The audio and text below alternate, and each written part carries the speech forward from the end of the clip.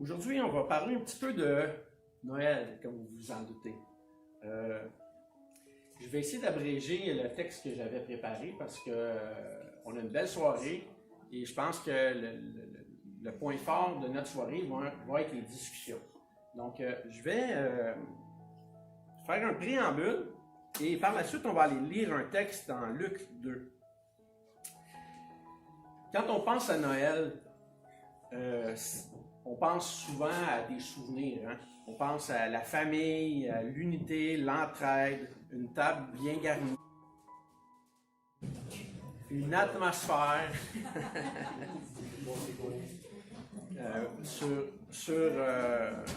On pense à des souvenirs. Des fois, on peut penser à Noël avec un papa, une maman dans une famille, des grands-parents qui sont présents ou qui l'ont déjà été dans le passé.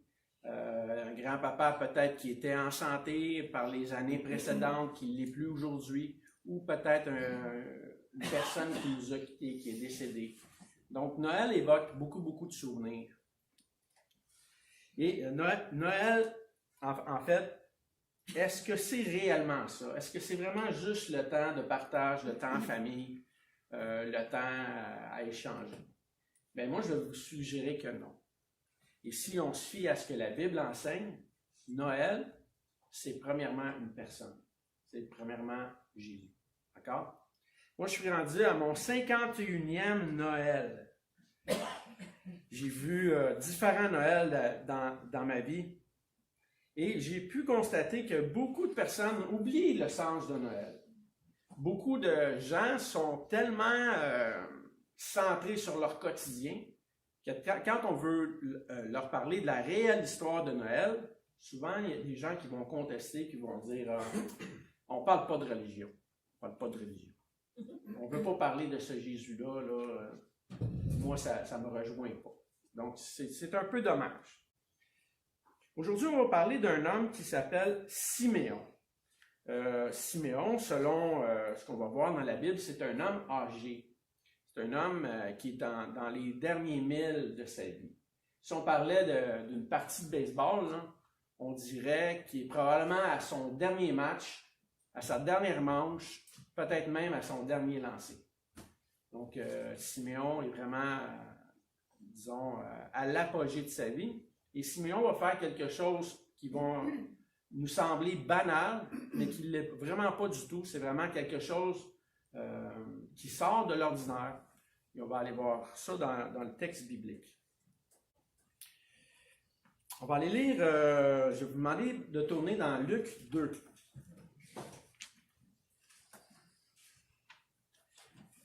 Tantôt, Bessie a parlé en préambule de l'Israël de Dieu. Pour ceux qui ne sont pas familiers avec ce terme-là, l'Israël de Dieu fait référence à ceux qui ont la foi, ceux qui croient au Seigneur Jésus. Le temps de Noël, c'est vraiment ça, c'est de célébrer la naissance d'un être extraordinaire, un enfant qui était annoncé, qui avait été annoncé par les prophètes dans l'Ancien Testament, qui était pour être un enfant qui était pour se démarquer de tous les enfants, un enfant qui serait sans péché et qui viendrait mourir. Vous allez me dire, un enfant qui vient mourir, il n'y a rien d'extraordinaire là-dedans, là. Tout le monde vient mourir, on va tous mourir un jour. Oui, certainement. Sauf que cet enfant-là, il était annoncé pour être celui qui était pour mourir pour les péchés de tous les hommes, principalement de ceux qui étaient pour croire. Et cet enfant-là, on avait dit qu'il était aussi pour ressusciter. Qu'est-ce que ça change en fait que cet enfant ressuscite ou qu'il ne ressuscite pas? Mais en fait, si cet enfant-là ne ressuscite pas, il n'y a pas d'espoir pour aucun homme. Mais parce qu'il ressuscite, son histoire vient vraiment changer la donne. D'accord? Beaucoup de personnes pourraient dire, oui, moi aussi je meurs pour les péchés de tous les hommes. Sauf que lui, à cause de sa résurrection, ça nous montre vraiment quelque chose de très différent et un espoir possible après cette vie. Donc, allons voir le texte de Luc 2. On va aller voir à partir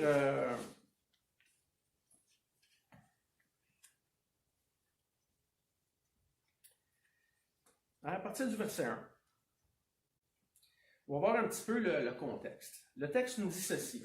En ce temps-là, parut un édit de César Auguste ordonnant un recensement de toute la terre. Selon le contexte, toute la terre ici parle de la terre romaine.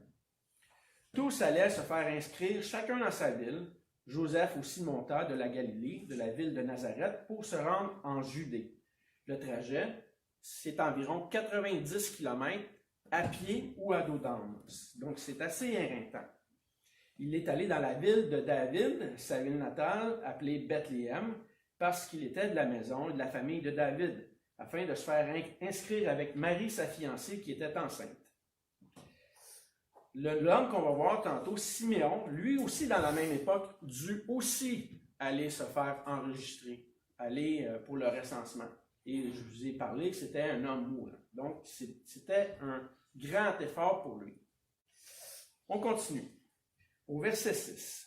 Pendant que Joseph et Marie étaient là pour le recensement, le temps où Marie devait accoucher arriva. Elle enfanta son premier-né, son premier fils. Elle l'emmaillota et le coucha dans une crèche parce qu'il n'y avait pas de place pour eux dans l'hôtellerie. Donc, ils sont dans un endroit de fortune, vraiment pas un endroit luxueux, vraiment dans un endroit très, très humble. Verset 8. Il y avait dans cette même contrée des bergers qui paisaient dans les champs les veilles de la nuit pour garder leurs troupeaux. Et voici un ange du Seigneur leur apparut, et la gloire du Seigneur resplendit autour d'eux. Ils furent saisis d'une grande frayeur, mais l'ange leur dit, « Ne craignez point, car je vous annonce une bonne nouvelle qui sera pour tout le peuple le sujet d'une grande joie. C'est qu'aujourd'hui, dans la ville de David, comme Marc a chanté tout à l'heure, il vous est né un sauveur, qui est le Christ, le Seigneur. » Si on s'arrête juste ici à ce passage-là, il y a des termes qui nous semblent difficiles à nous, ici peut-être au Québec, vu, disons, notre méconnaissance du judaïsme. Christ, Sauveur, Seigneur. Qu'est-ce que ça implique en tant que tel? Messie. Qu'est-ce que ça veut dire, Messie? Ouais, Alex, vas-y. Messie, c'est Seigneur comme Dieu ou Jésus. Ouais. Sauveur. Une autre réponse? Est-ce que c'est celui qui sauve? C'est possible? Oui, on peut dire que c'est celui qui sauve. Oui. C'est le messager de la bonne nouvelle. Ah oui. C'est la bonne nouvelle, OK. C'est toutes des bonnes réponses. On pourrait dire que c'est le oint, hein, celui qui est consacré. Donc, ici dans le texte, la question du Sauveur, Seigneur, ce que les anges annoncent aux bergers, c'est vraiment quelque chose d'unique, d'extraordinaire. Cet enfant-là va être vraiment un centre d'attention pour tout le monde du judaïsme et même au-delà. D'accord? On continue notre texte. Et à partir du verset 13, ça nous dit « Et soudain il se joignit à l'ange une multitude de l'armée céleste, louant Dieu et disant « Gloire à Dieu dans les lieux très hauts, et paix sur la terre pour les hommes qui l'agréent. » Lorsque les anges eurent quitté les bergers pour retourner au ciel, les bergers se dirent les uns aux autres « Allons jusqu'à Bethléem et voyons ce qui est arrivé, ce que le Seigneur nous a fait connaître. » Ils y allèrent en hâte et trouvèrent Marie et Joseph et le petit enfant couché dans la crèche. Après l'avoir vu, ils racontèrent ce qui leur avait été dit au sujet de ce petit enfant. Tous ceux qui les entendirent furent dans l'étonnement de ce que leur disaient les bergers. Marie gardait toutes ces choses et les repassait dans son cœur, et les bergers s'en retournèrent, glorifiant, louant Dieu pour tout ce qu'ils avaient entendu et vu, et qui était conforme à ce qui leur avait été annoncé. Si vous aviez été les bergers, là, si vous aviez eu des anges qui s'étaient présentés devant vous pour vous dire « Voici, vient le Messie, le Sauveur, le Seigneur », et qu'en plus, ce Messie était à quelques pas d'où vous étiez. Qu'auriez-vous fait? Seriez-vous simplement resté là en ayant entendu la nouvelle ou vous auriez été piqué de curiosité pour aller contempler qui était cet enfant? Selon vous, hein? Moi, si je voyais des anges aujourd'hui devant moi, je pense que ça serait pas trop compliqué. Je voudrais en savoir davantage. Et comment seriez-vous arrivé devant cet enfant? Seriez-vous arrivé avec un cadeau, un sauveur, un seigneur? Pas eu le temps. Est-ce que vous auriez pris le temps d'aller changer vos vêtements? C'est lui qui était le cadeau. Vous mettre plus beau? Peut-être que votre réaction n'aurait pas été la même que celle des bergers. Est-ce que cet enfant-là méritait un cadeau? Est-ce qu'il méritait au minimum notre attention et notre intérêt? Pensez-vous que tous les gens aujourd'hui portent intérêt à cet enfant-là?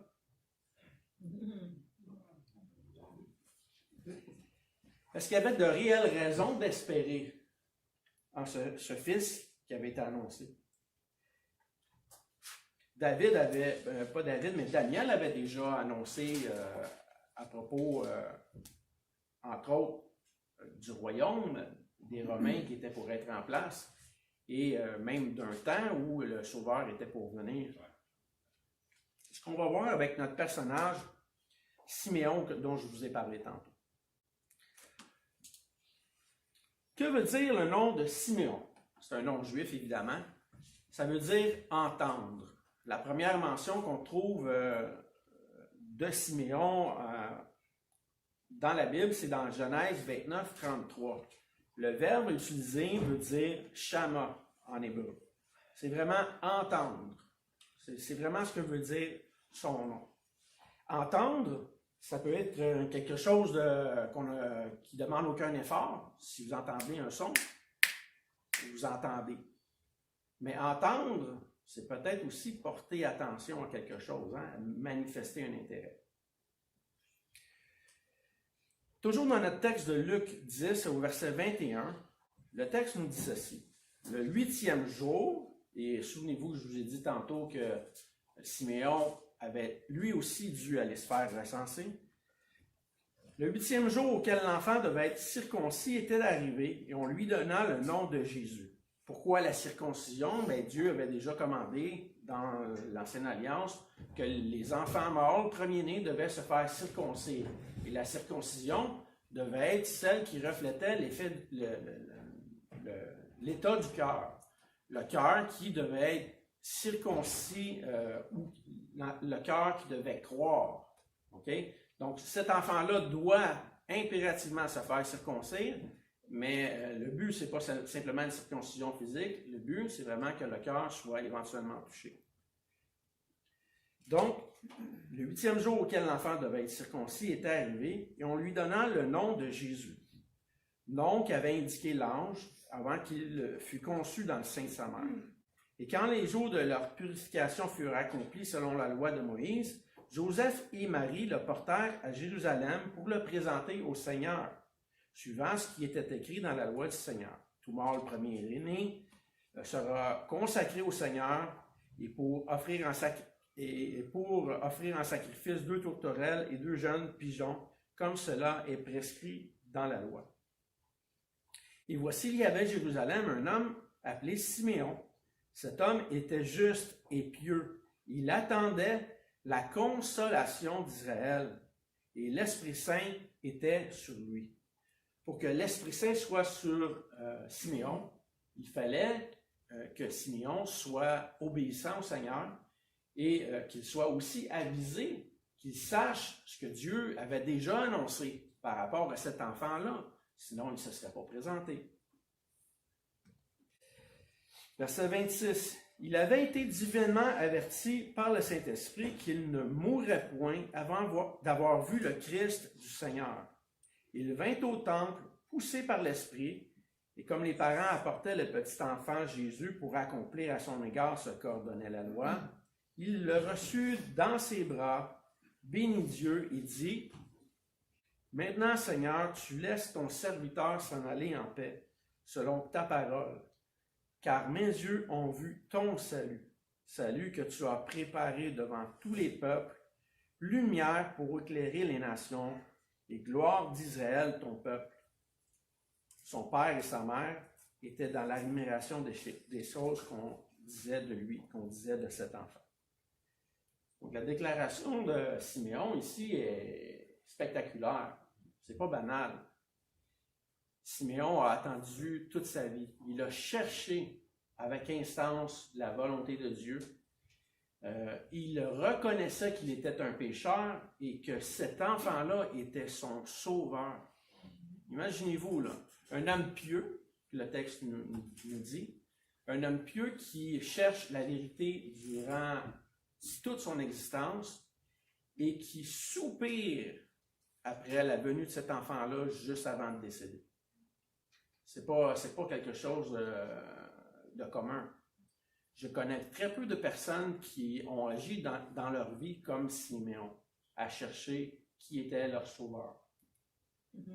Et reconnaître en même temps que cet enfant-là serait celui qui sauverait.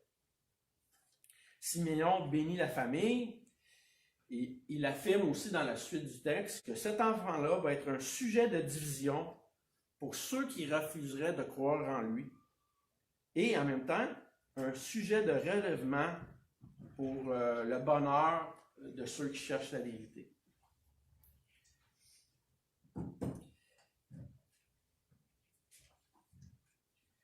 Attendre, contempler et bénir. C'est vraiment ce qu'a fait Siméon dans le texte.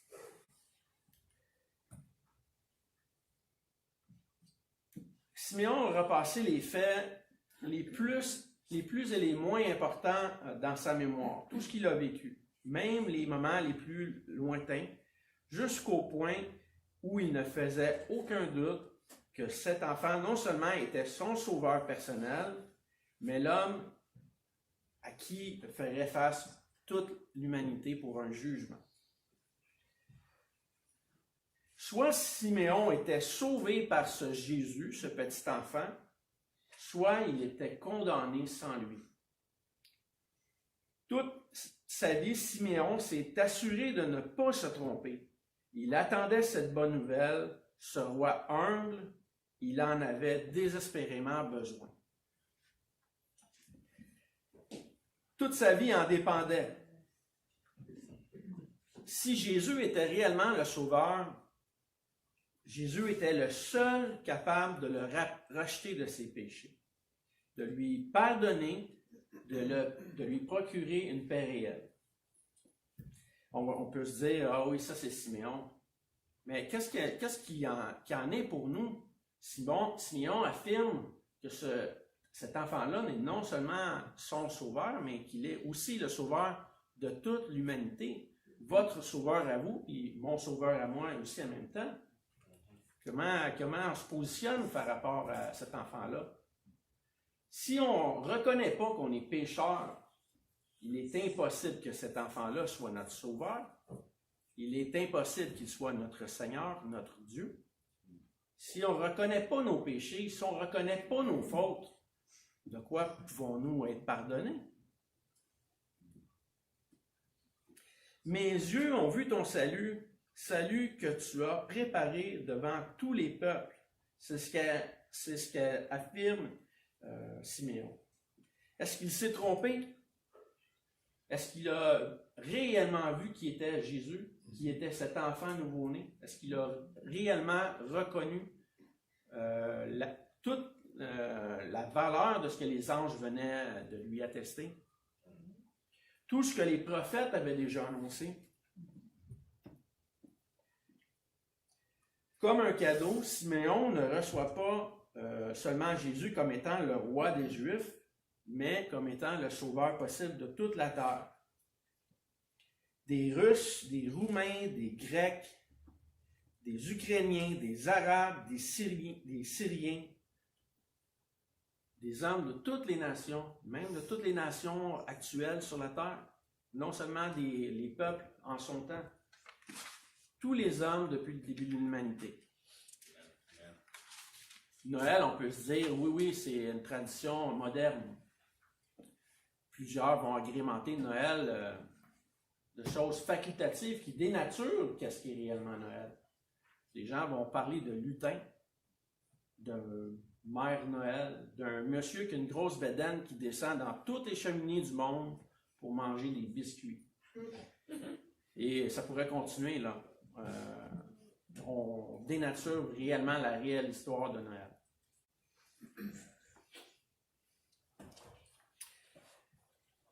Pour que Siméon reconnaisse que Jésus était son sauveur, il fallait absolument qu'il affirme une chose claire et précise. Tous ont péché et sont privés de la gloire de Dieu. Lui-même inclus. Jésus ne peut pas être notre sauveur si on ne reconnaît pas qu'on a péché, qu'on est fautif devant Dieu, qu'on n'est pas parfait, qu'on désobéit à ses commandements. Et la notion de Noël remonte déjà au Jardin d'Éden. En Genèse 3, la promesse avait été faite qu'un fils viendrait, qu'il serait celui qui vengerait même le péché d'Adam et par qui les hommes pouvaient être pardonnés. Donc ça remonte loin, là, Noël. Là. C'est pas seulement une question des anges qui annoncent un certain fait, là, des anges qui descendent du ciel soudainement il y a 2000 ans.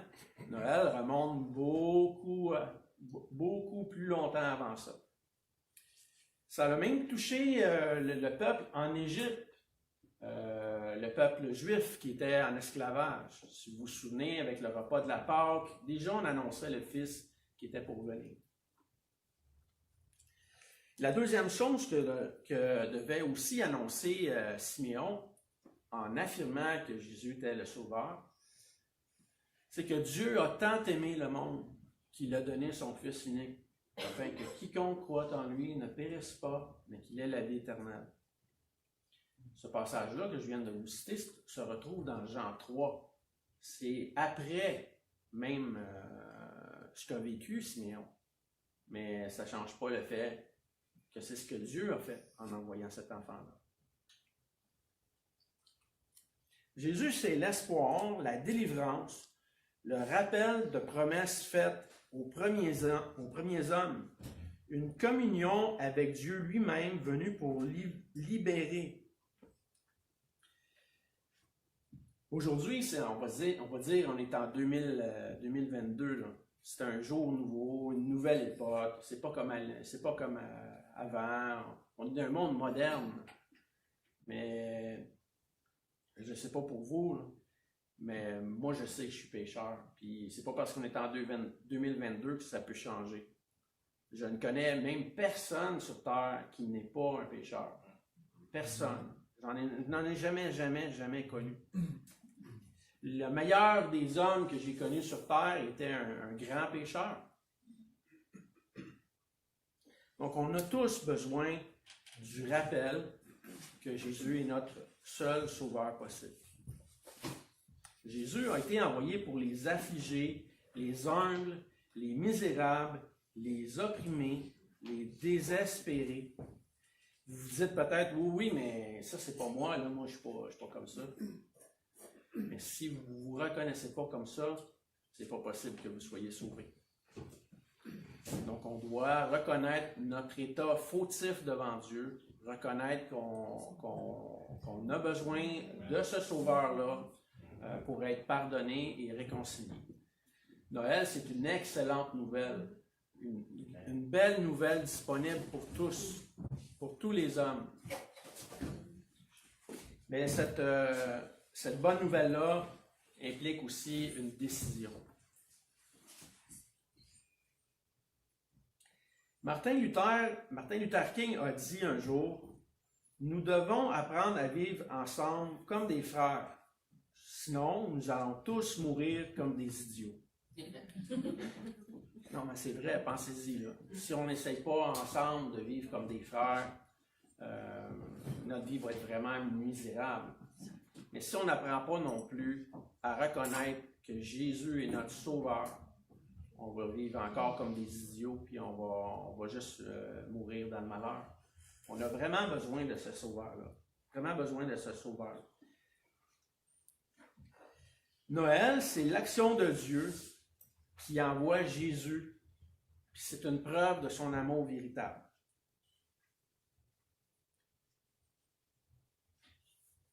Est-ce que vous avez déjà préparé votre cœur pour que Dieu puisse vous bénir au-delà de toute espérance? Est-ce que vous avez accepté ce Sauveur, confessé vos fautes, reconnu votre besoin de Jésus? Avez-vous mis votre espérance en lui?